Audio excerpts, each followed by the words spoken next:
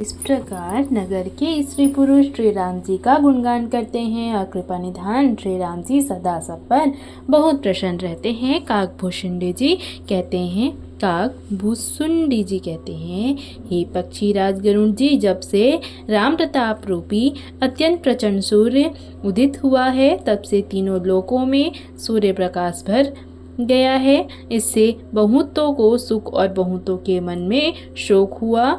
जिन जिन को शोक हुआ उन्हें बखान कर कहता हूँ, सर्वत्र प्रकाश छा जाने से पहले तो अविद्या रूपी रात्रि नष्ट हो जाती है। पाप रूपी उल्लू जहाँ तहाँ छिप गए और काम क्रोध रूपी कुमुद मुन गए। भांति भांति के कर्म गूढ़ काल और स्वभाव ये चकोर हैं जो कभी सुख नहीं पाते। मत्सर मान मोह और मद रूपी जो चोर हैं उनका हुनर भी किसी ओर नहीं चल पाता। धर्म रूपी तालाब में ज्ञान विज्ञान ये अनेक प्रकार के कमल खिल उठे। सुख संतोष वैराग्य और विवेक ये अनेक चकवे शोक रहित हो गए। यह श्री राम प्रताप रूपी सूर्य जिसके हृदय में जब प्रकाश करता है तब जिनका वर्णन पीछे से किया गया है वे धर्म ज्ञान विज्ञान सुख संतोष वैराग्य और विवेक बढ़ जाते हैं, और जिनका वर्णन पहले किया गया वे अविद्या पाप काम क्रोध कर्म काल गुण स्वभाव आदि नाश के प्राप्त होते हैं अर्थात नष्ट हो जाते हैं। एक बार भाइयों सहित श्री रामचंद्र जी परम प्रिय हनुमान जी को साथ लेकर सुंदर उपवन देखने गए। वहाँ के सब वृक्ष फूले और नए नए पत्तों से युक्त थे। सुअवसर जानकर सनकादि मुनि आए जो तेज के पुंज सुंदर गुण और शील से युक्त तथा सदा ब्रह्मानंद में लवलीन रहते हैं। देखने में तो वे बालक लगते हैं परंतु हैं बहुत समय के, जैसे चारों वेद ही बालक रूप धारण किए हो। वे मुनि समदर्शी और भेद रहित हैं। दिशाएं ही उनके वस्त्र हैं और उनके एक ही व्यसन है कि जहाँ श्री रघुनाथ जी की चरित्र कथा होती है वहाँ जाकर वे उसे अवश्य सुनते हैं। शिव जी कहते हैं, हे भवानी, शनकादि मुनि वहाँ गए थे जहाँ ज्ञानी मुनि श्रेष्ठ श्री अगस्त जी रहते थे। श्रेष्ठ मुनि ने श्री राम जी की बहुत सी कथाएं वर्णन की थी जो ज्ञान उत्पन्न करने से उसी प्रकार समर्थ है जैसे अरणी लकड़ी से अग्नि उत्पन्न होती है। शनकादि मुनियों को आते देखकर श्री रामचंद्र जी ने हर्षित होकर दंडवत की और स्वागत कुशल पूछकर प्रभु ने बैठने के लिए अपना पीताम्बर बिछा दिया। तत्पश्चात हनुमान जी सहित तीनों भाइयों ने दंडवत की। सबको बड़ा सुख हुआ। मुनि श्री रघुनाथ जी की अतुलनीय छवि देखकर उसी में मग्न हो गए। वे मन को रोक ना सके। वे जन्म मृत्यु की चक्र से छुड़ाने वाले श्याम शरीर कमल नयन सुंदरता के धाम श्री राम जी को टकटकी लगाए देखते ही रह गए। पलक नहीं मारते और प्रभु हाथ जोड़े सिर झुका रहे हैं। उनकी प्रेम विहल अवस्था देखकर उन्हीं की तरह श्री रघुनाथ जी आंखों से भी प्रेमाश्रुओं का जल बहने लगा और शरीर पुलकित हो गया। तदंतर प्रभु ने हाथ पकड़कर श्रेष्ठ मुनियों को बैठाया और परम मनोहर वचन कहे, हे मुनीश्वरों सुनिए, आज मैं धन्य हूँ। आपके दर्शन ही से पाप नष्ट हो जाते हैं। बड़े ही भाग्य से सत्संग की प्रीति होती है जिससे बिना ही परिश्रम जन्म मृत्यु का चक्र नष्ट हो जाता है। संत का संग मोक्ष का और कामी का संग जन्म मृत्यु के बंधन में पड़ने का मार्ग है। संत कवि और पंडित तथा वेद पुराण सभी सतग्रंथ ऐसा कहते हैं। प्रभु के वचन सुनकर चारों मुनि हर्षित होकर पुलकित शरीर से स्तुति करने लगे। हे भगवान, आपकी जय हो। आप अंतर्रहित विकार रहित पाप रहित अनेक एक और करुणामय हैं। हे निर्गुण, आपकी जय हो। हे गुण के समुद्र, आपकी जय हो। जय हो। आप सुख के धाम अत्यंत सुंदर और अति चतुर हैं। हे लक्ष्मीपति, आपकी जय हो। हे पृथ्वी के धारण करने वाले, आपकी जय हो। आप उपमा रहित अजन्मा अनादि और शोभा की खान हैं। आप ज्ञान के भंडार मान रहित और दूसरों को मान देने वाले हैं। वेद और पुराण आपका पावन सुंदर यश गाते हैं। आप तत्व के जानने वाले ही की हुई सेवा को मानने वाले और अज्ञान का नाश करने वाले हैं। हे निरंजन अर्थात माया रहित, आपके अनेक अर्थात अनंत नाम हैं और कोई नाम नहीं है अर्थात आप सब नामों से परे हैं।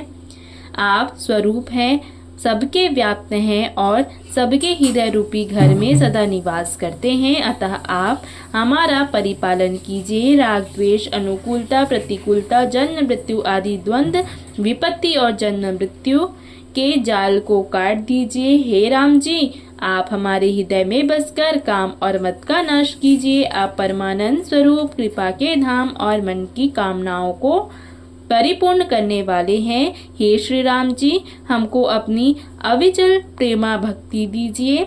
हे रघुनाथ जी, आप हमें अपनी अत्यंत पवित्र करने वाली और तीनों प्रकार के तापों को और जन्म मरण के कलेशों का नाश करने वाली भक्ति दीजिए। हे शरणागतों की कामना पूर्ण करने के लिए कामधेनु और कल्प वृक्ष रूप प्रभु प्रसन्न होकर हमें यही वर दीजिए। हे रघुनाथ जी, आप जन्म मृत्यु रूप समुद्र को सोखने के लिए अगस्त मुनि के समान हैं। आप सेवा करने में सुलभ हैं तथा सब सुखों के देने वाले हैं। हे दीन बंधो, मन से उत्पन्न दारुण दुखों का नाश कीजिए और हम में समदृष्टि का विस्तार कीजिए। आप विषयों की अर्थात आशा, भय और ईर्ष्या आदि के निवारण करने वाले हैं तथा विनय, विवेक और वैराग्य के विस्तार करने वाले हैं। हे राजाओं के शिरोमणि एवं पृथ्वी के भूषण श्री राम जी, संस्कृति रूपी नदी के लिए नौका रूप अपनी भक्ति प्रदान कीजिए। हे मुनियों के मन रूपी मानसरोवर के निमित्त निवास करने वाले हंस, आपके चरण कमल ब्रह्मा जी और शिव जी के द्वारा वंदित हैं। आप रघुकुल के केतु, वेद मर्यादा के रक्षक और काल, कर्म, स्वभाव तथा गुण रूप बंधनों के भक्षक अर्थात नाशक हैं। आप तारन अर्थात स्वयं तरे हुए और दूसरों को तारने वाले तथा दोषों को हरने वाले हैं। तीनों लोकों के विभूषण आप ही तुलसीदास के स्वामी हैं। प्रेम सहित बार बार स्तुति करके और सिर झुकाकर तथा अपना अत्यंत मनचाहा वर पाकर सनकादि मुनि ब्रह्मलोक को चले गए। तब भाइयों ने श्री राम जी के चरणों में सिर झुकाया। सब भाई पूछते सकुचाते हैं, सब हनुमान जी की ओर देख रहे हैं। वे प्रभु के श्रीमुख की वाणी सुनना चाहते हैं, जिसे सुनकर सारे भ्रमों का नाश हो जाता है। अंतर्यामी प्रभु सब जान गए और पूछने लगे, कहो हनुमान, क्या बात है? तब हनुमान जी हाथ जोड़कर बोले, हे दीन दयालु भगवान, सुनिए। हे नाथ, भरत जी कुछ पूछना चाहते हैं पर प्रश्न करते मन में सकुचा रहे हैं। भगवान ने कहा, हनुमान, तुम तो मेरा स्वभाव जानते ही हो। भरत और मेरे बीच में कभी भी कोई अंतर अर्थात भेद है? प्रभु के वचन सुनकर भरत जी ने उनके चरण पकड़ लिए और कहा, हे नाथ, हे शरणागत के दुखों को हरने वाले, सुनिए। हे नाथ, ना तो मुझे कुछ संदेह है और न स्वप्न में भी शोक और मोह है। हे कृपा और आनंद के समूह, यह केवल आपकी ही कृपा का फल है। तथापि हे कृपा निधान, मैं आपसे एक धृष्टता करता हूँ। मैं सेवक हूँ और आप सेवक को सुख देने वाले हैं। हे रघुनाथ जी, वेद पुराणों ने संतों की महिमा बहुत प्रकार से गाई है। आपने भी अपने श्रीमुख से उनकी प्रशंसा की है और उन पर प्रभु आपका प्रेम भी बहुत है। हे प्रभु, मैं उनके लक्षण सुनना चाहता हूँ। आप कृपा के समुद्र हैं और गुण तथा ज्ञान के अत्यंत निपुण हैं। हे शरणागत का पालन करने वाले, संत और असंत में भेद अलग अलग करके मुझको समझा कर कहिए। हे भाई, संतों के लक्षण असंख्य हैं, जो वेद और पुराणों में प्रसिद्ध है। संत और असंतों की करनी ऐसी है जैसे कुल्हाड़ी और चंदन का आचरण होता है। हे भाई सुनो, कुल्हाड़ी चंदन को काटती है, किंतु चंदन अपने स्वभाववश अपना गुण देखकर उसे काटने वाली कुल्हाड़ी को सुगंध से सुगंधित कर देता है। इसी गुण के कारण चंदन देवताओं के सिरों पर चढ़ता है और जगत का प्रिय हो रहा है, और कुल्हाड़ी के मुख को दंड मिलता है कि उसको आग में जलाकर फिर घन से पीटते हैं। संत विषयों में लंपट अर्थात लिप्त नहीं होते, शील और सद्गुणों की खान होते हैं। उन्हें पराया दुख देखकर दुख और सुख देखकर सुख होता है, पराया दुख देखकर दुख और सुख देखकर सुख होता है। ये सब में सर्वत्र सब समय समता रखते हैं। उनके मन कोई उनका शत्रु नहीं है। वे मद से रहित और वैराग्यवान होते हैं तथा लोभ, क्रोध, हर्ष और भय का त्याग किए हुए रहते हैं। उनका चित्त बड़ा कोमल होता है। वे दीनों पर दया करते हैं तथा मन, वचन और कर्म से मेरी निष्कपट अर्थात विशुद्ध भक्ति करते हैं। सबको सम्मान देते हैं पर स्वयं मान रहित होते हैं। वे हे भरत, हे प्राणी अर्थात सतजन मेरे प्राणों के समान हैं। वे प्राणी अर्थात जो संत जन हैं मेरे प्राणों के समान हैं। उनको कोई कामना नहीं होती। वे मेरे नाम के परायण होते हैं। शांति, वैराग्य, विनय और प्रसन्नता के घर होते हैं। उनमें शीतलता, सरलता, सबके प्रति मित्र भाव और ब्राह्मण के चरणों में प्रीति होती है जो धर्मों को उत्पन्न करने वाली है। हे तात, यह सब लक्षण जिसके हृदय में बसते हो उसको सदा सच्चा संत जानना, जो शम अर्थात मन के निग्रह, दम अर्थात इंद्रियों के निग्रह, नियम और नीति से कभी विचलित नहीं होते और मुख से कभी कठोर वचन नहीं बोलते, जिन्हें निंदा और स्तुति दोनों समान है, और मेरे चरण कमलों में जिनका ममता है, वे गुणों के धाम और सुख की राशि सज्जन मुझे प्राणों के समान प्रिय है। अब असंतो अर्थात दुष्टों का स्वभाव सुनो। कभी भूलकर भी उनकी संगति नहीं करनी चाहिए। उनका संग सदा दुख देने वाला होता है। जैसे हरहाई अर्थात बुरी जाति का गाय कपिला अर्थात सीधी और दुधार गाय को अपने संग से नष्ट कर डालती है। दुष्टों के हृदय में बहुत अधिक संताप रहता है। वे पराई संपत्ति देखकर सदा जलते रहते हैं।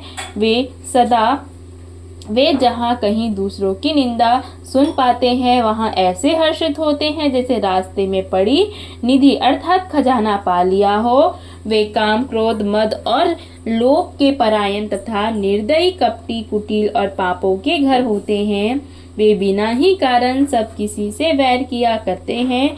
जो भलाई करता है उसके साथ भी बुराई करते हैं। उनका झूठ ही लेना और झूठ ही देना होता है, झूठ ही भोजन होता है और झूठा ही चबेना होता है।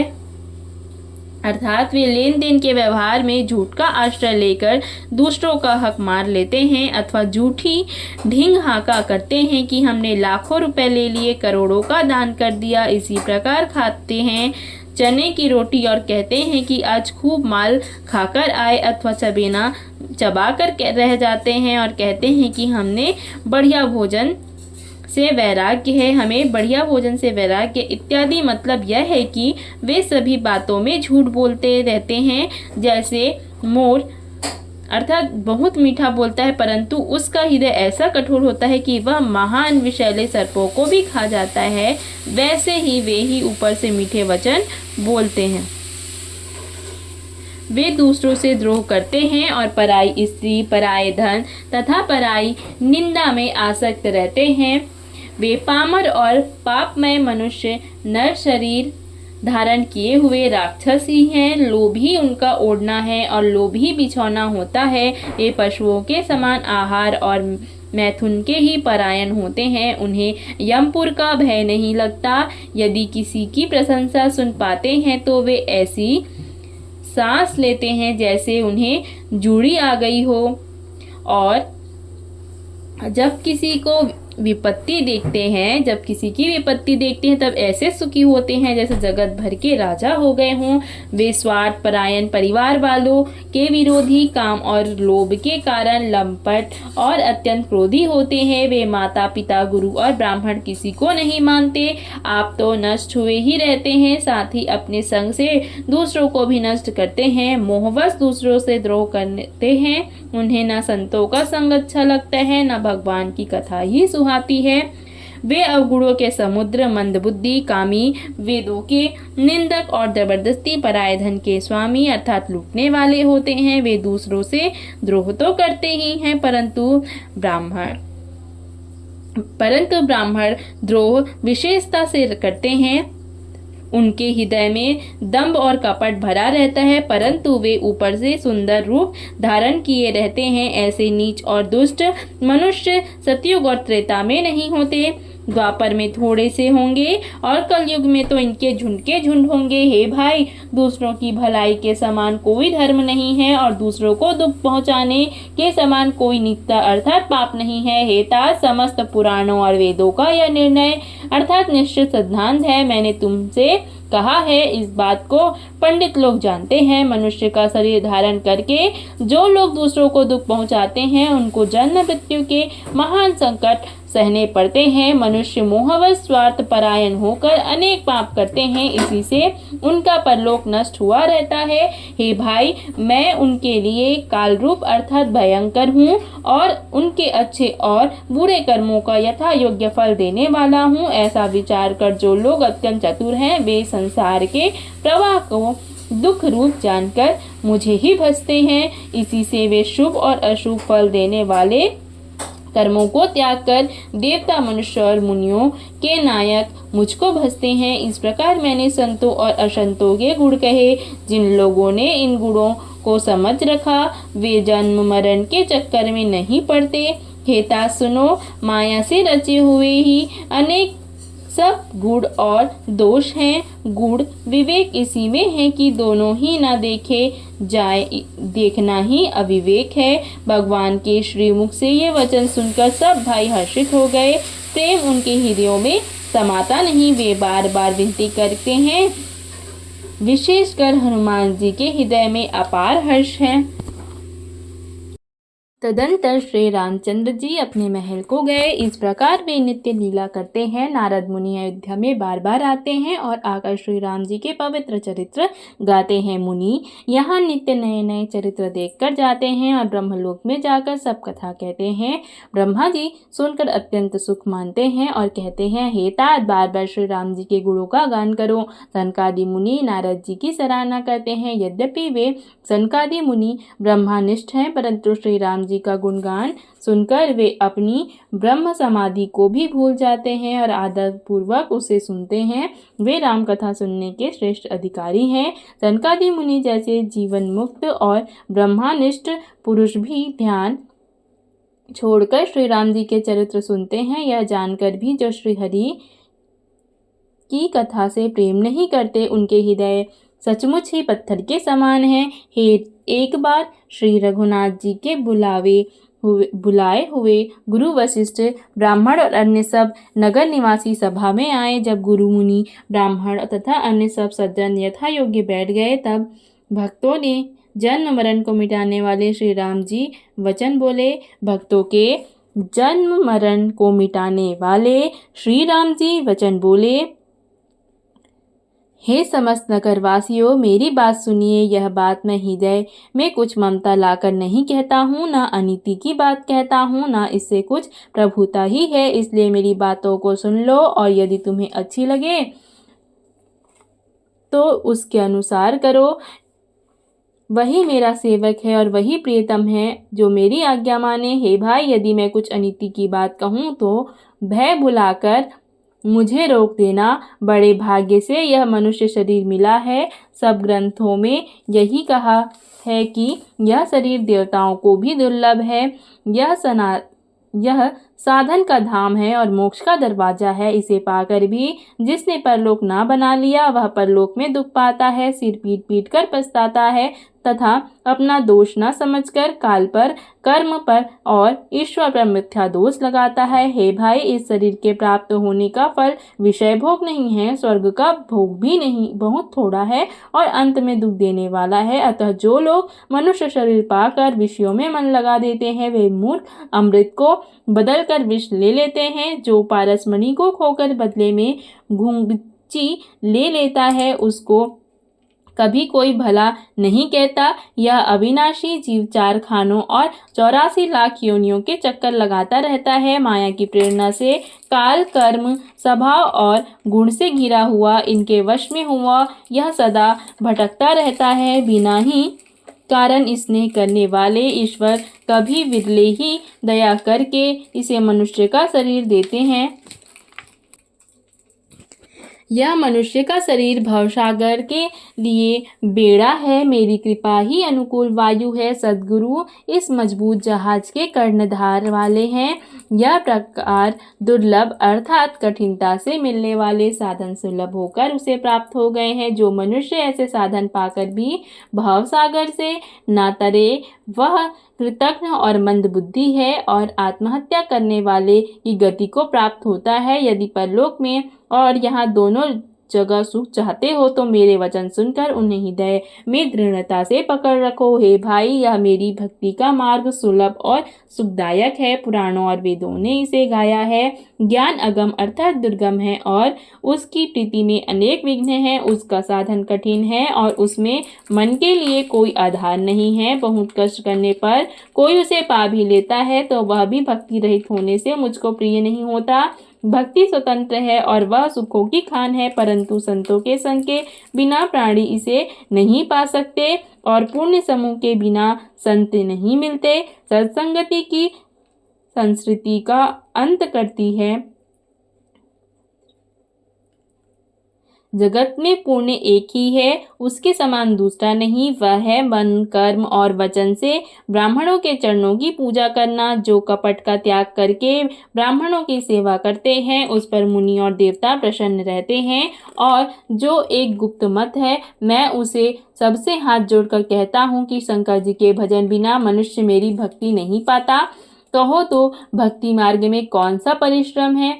इसमें न योग की आवश्यकता है, न यज्ञ, जप, तप और उपवास की। जहाँ इतना ही आवश्यक है कि सरल स्वभाव हो, मन में कटुलता ना हो और जो कुछ मिले उसी में हमेशा संतोष रखे। मेरा दास कहलाकर यदि कोई मनुष्यों की आशा करता है तो तुम ही कहो उसका क्या विश्वास है। बहुत बढ़ाकर क्या कहूँ? हे भाइयों, मैं तो इसी से आचरण वश में हूँ। ना किसी से वैर करे, ना लड़ाई झगड़ा करे, ना आशा रखे, ना भय ही करे। उसके लिए सभी दिशाएं सदा सुखमयी हैं। जो कोई भी आरंभ अर्थात फल को इच्छा से कर्म नहीं करता, फल की इच्छा से कर्म नहीं करता, जिसका कोई अपना घर नहीं है, जिसकी घर में ममता नहीं है, जो मानहीन, पापहीन और क्रोधहीन है, जो भक्ति करने में निपुण और विज्ञानवान है, सज्जनों के सत्संग अर्थात सत्संग से जिसे सदा प्रेम है, जिसके मन में सब विषय यहाँ तक कि स्वर्ग और मुक्ति तक तृण के समान है, जो भक्ति के पक्ष में हट करता है पर मूर्खता नहीं करता, तथा जिसने सब कुतर्कों को दूर बहा दिया, जो मेरे गुण समूहों के और मेरे नाम के परायण एवं ममता, मद और मोह से रहित है, उसका सुख वही जानता है जो परमानंद राशि को प्राप्त होता है। श्री रामचंद्र जी के अमृत के समान वचन सुनकर सबने कृपा धाम के चरण पकड़ लिए और कहा, हे कृपा निधान, आप हमारे माता पिता, गुरु, भाई सब कुछ हैं और प्राणों से भी अधिक प्रिय हैं। और हे शरणागत के दुख हरने वाले राम जी, आप ही हमारे शरीर, धन, घर द्वार और सभी प्रकार से हित करने वाले हैं। ऐसी शिक्षा आपके अतिरिक्त कोई नहीं दे सकता। माता पिता हितैषी हैं और शिक्षा भी देते हैं, परंतु वे भी स्वार्थ परायण हैं। हे असुरों के शत्रु, जगत में बिना हेतु के निस्वार्थ उपकार करने वाले, तो दो ही हैं, एक आप, दूसरे आपके सेवक। जगत में सभी स्वार्थ के मित्र हैं। हे प्रभु, उनमें स्वप्न में भी परमार्थ का भाव नहीं है। सबके प्रेम रस में सने हुए वचन सुनकर श्री रघुनाथ जी हृदय में हर्षित हुए। फिर आज्ञा पाकर सब प्रभु की सुंदर बातचीत का वर्णन करते हुए अपने अपने घर गए। शिव जी कहते हैं, हे उमा, अयोध्या में रहने वाले पुरुष और स्त्री सभी कृतार्थ स्वरूप हैं। जहाँ स्वयं सच्चिदानंद घन ब्रह्मा श्री रघुनाथ जी राजा हैं। एक बार मुनि वशिष्ठ जी वहाँ आए, जहाँ सुंदर सुख के धाम श्री राम जी थे। श्री रघुनाथ जी ने उनका बहुत ही आदर सत्कार किया और उनके चरण धोकर चरणामृत लिया। मुनि ने हाथ जोड़कर कहा, हे कृपा सागर श्री राम जी, मेरी कुछ प्रार्थना सुनिए। आपके आचरणों को देख देख कर मेरे हृदय में अपार मोह होता है। हे भगवान, आपकी महिमा की सीमा नहीं है, उसे वेद भी नहीं जानते, फिर मैं उसे किस प्रकार कह सकता हूँ। पुरोहिती का कर्म अर्थात पेशा बहुत ही नीचा है। वेद पुराण और स्मृति सभी इसकी निंदा करते हैं। जब मैं उसे सूर्यवंश की पुरोहिती का काम नहीं लेता था, तब ब्रह्मा जी ने मुझे कहा था, हे पुत्र, इससे तुमको आगे चलकर बहुत लाभ होगा। स्वयं ब्रह्म परमात्मा मनुष्य रूप धारण कर रघुकुल के भूषण राजा होंगे। तब मैंने हृदय में विचार किया, जिसके लिए योग यज्ञ व्रत और दान किए जाते हैं, उसे मैं इसी कर्म से पा जाऊंगा। तब तो इसके समान दूसरा कोई धर्म नहीं है।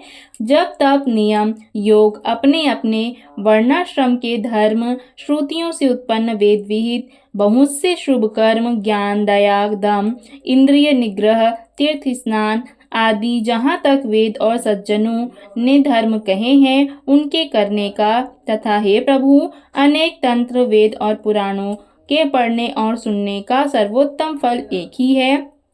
और सब साधनों का भी यही एक सुंदर फल है कि आपके चरण कमलों में सदा सर्वदा स्नेह हो। मैले से धोने से क्या मैल छूटता है? जल के मतने से क्या कोई घी पी सकता है? हे रघुनाथ जी, प्रेम भक्ति रूपी निर्मल जल के बिना अंतःकरण का मल कभी नहीं जाता। वही सर्वज्ञ है, वही तत्वज्ञ है और पंडित है, वही गुणों का घर और अखंड विद्वान है, वही चतुर और सब सुलक्षणों से युक्त है, जिसका आपके चरण कमलों में प्रेम है। हे नाथ, हे श्री राम जी, मैं आपसे एक वर मांगता हूँ, कृपा करके दीजिए। प्रभु, आपके चरण कमलों में मेरा प्रेम जन्म जन्मांतर भी कभी ना घटे। ऐसा कहकर मुनि वशिष्ठ जी घर आए। वे कृपा सागर श्री राम जी के मन को बहुत ही अच्छे लगे। तदंतर सेवकों को सुख देने वाले श्री राम जी के ने हनुमान जी तथा भरत जी आदि भाइयों को साथ लिया और फिर कृपालु श्री राम जी नगर के बाहर गए और वहां उन्होंने हाथी, रथ और घोड़े मंगवाए। उन्हें देखकर कृपा करके प्रभु ने सबकी सराहना की और उनको जिस जिसने चाहा उसको उचित जानकर दिया। संसार के सभी श्रमों को हरने वाले प्रभु ने श्रम का अनुभव किया और श्रम मिटाने को वहां गए जहां शीतल अमराई अर्थात आमों का बगीचा था।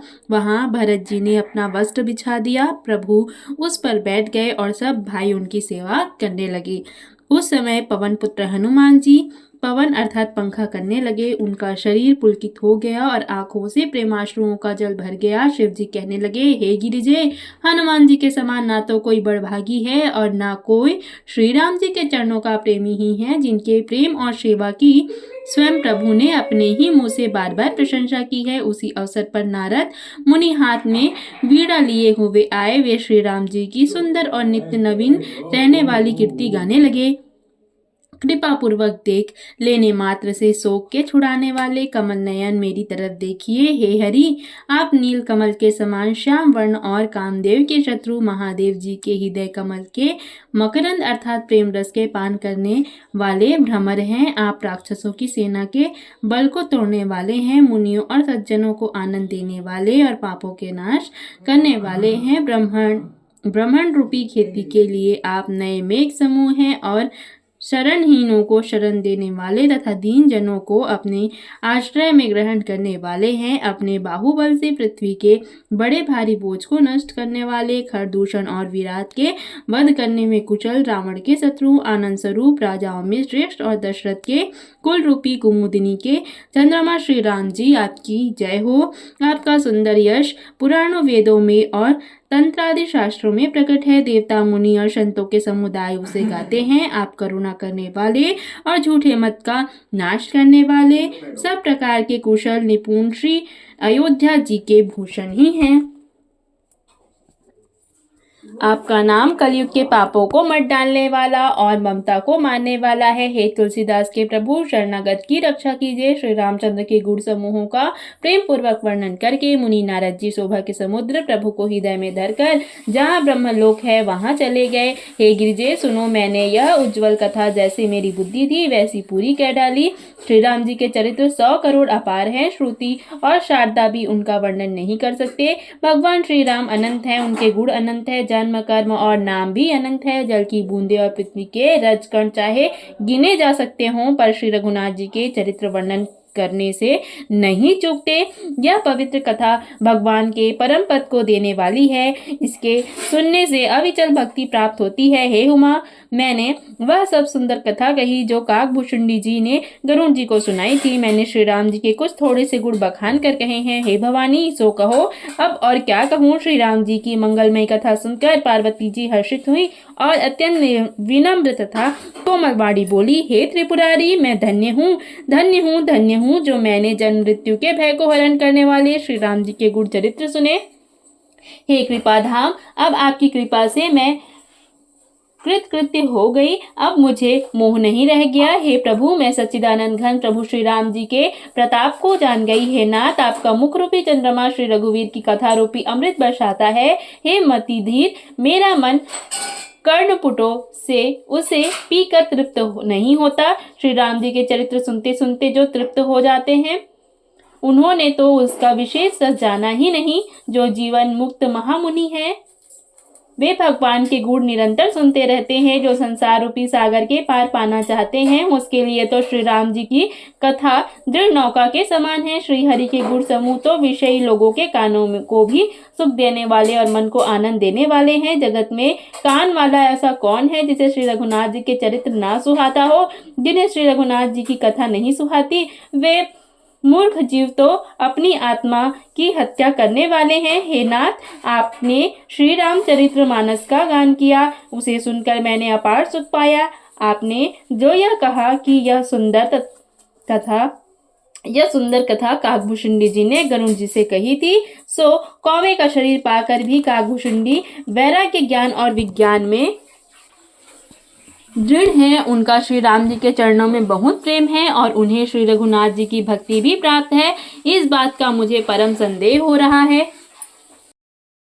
हे त्रिपुरारी, सुनिए, हजारों मनुष्यों में कोई एक धर्म के व्रत का धारण करने वाला होता है और करोड़ों धर्मात्माओं में कोई एक विषय से विमुख और वैराग्य परायण होता है। श्रुति कहती है कि करोड़ों विरक्तों में कोई एक ही यथार्थ ज्ञान को प्राप्त होता है और करोड़ों ज्ञानियों में कोई एक ही जीवन मुक्त होता है। संसार में कोई बिरला ही ऐसा होगा। हजारों जीवन मुक्तों में भी सब सुखों की खान ब्रह्म में लीन विज्ञानवान पुरुष और भी दुर्लभ है। धर्मात्मा, वैराग्यवान, ज्ञानी, जीवन मुक्त और ब्रह्मलीन, इन सब में भी हे देवाधिदेव महादेव जी, वह प्राणी बड़ा दुर्लभ है जो मद और माया से रहित होकर श्री राम जी की भक्ति के परायण हो। हे विश्वनाथ, ऐसी दुर्लभ हरि भक्ति को कौवा कैसे पा गया, मुझे समझाकर कहिए। हे नाथ, कहिए। श्री राम परायण, ज्ञान निरत, गुणधाम और धीर बुद्धि भूषुंडी जी ने कौवे का शरीर किस कारण पाया? हे कृपालु, बताइए। उस कौवे ने प्रभु का यह पवित्र और सुंदर पवित्र चरित्र कहाँ पाया? और हे कामदेव के शत्रु, यह भी बताइए कि आपने इसे किस प्रकार सुना। मुझे बड़ा भारी कौतूहल हो रहा है। गरुड़ जी तो महान ज्ञानी हैं, सद्गुणों की राशि हैं, श्री हरि के सेवक और उनके अत्यंत निकट रहने वाले उनके वाहन ही हैं। उन्होंने मुनियों के समूह को छोड़कर कौवे से जाकर हरि कथा किस कारण सुनी? कहिए। काकभूषुंडी और गरुड़ इन दोनों हरि भक्तों में बातचीत किस प्रकार हुई? पार्वती जी की सरल सुंदर वाणी सुनकर शिव जी सुख पाकर आदर के साथ बोले, हे सती, तुम धन्य हो, तुम्हारी बुद्धि पवित्र है। रघुनाथ के चरणों में तुम्हारा प्रेम कम नहीं है। अब पवित्र इतिहास सुनो, जिसे सुनने से सारे लोक के भ्रम का नाश होता है तथा श्री हरि जी के चरणों में विश्वास उत्पन्न होता है और मनुष्य बिना ही परिश्रम संसार रूपी समुद्र से तर जाता है। पक्षीराज गरुड़ जी ने भी जाकर काकभूषुंडी जी से प्रायः ऐसे ही प्रश्न किए थे। हे उमा, मैं वह सब आदर सहित कहूँगा, तुम मन लगाकर सुनो। मैंने जिस प्रकार वह भव से छुड़ाने वाली कथा सुनी है, हे सुमुखी, हे सुलोचनी, वह प्रसंग सुनो। पहले तुम्हारा अवतार दक्ष के घर हुआ था, तब तुम्हारा नाम सती था। दक्ष के यज्ञ में तुम्हारा अपमान हुआ, तब तुमने अत्यंत क्रोध करके प्राण त्याग दिए थे और फिर मेरे सेवकों ने यज्ञ विध्वंस कर दिया था। वह सारा प्रसंग तुम जानती ही हो। तब मेरे मन में बड़ा विचार आया कि हे प्रिये, मैं तुम्हारे वियोग से दुखी हो गया। मैं विरक्त भाव से सुंदर वन, पर्वत, नदी व तालाबों का कौतुक देखता फिरता था। सुमेरु पर्वत की उत्तर दिशा में और भी दूर एक बहुत ही सुंदर नील पर्वत है। उसके सुंदर स्वर्णमय शिखर हैं। 4 सुंदर शिखर मेरे मन को बहुत ही अच्छे लगे। उन शिखरों में एक एक पर बरगद, पीपल, पाकर और आम का एक एक विशाल वृक्ष है।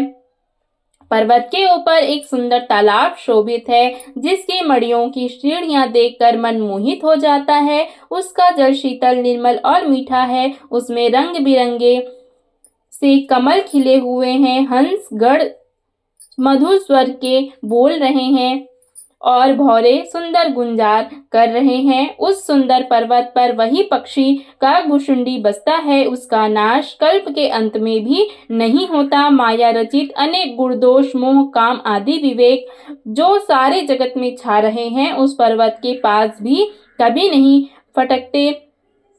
वहां बसकर जिस प्रकार वह काक हरि को भजता है, हे उमा, उसे प्रेम सहित सुनो।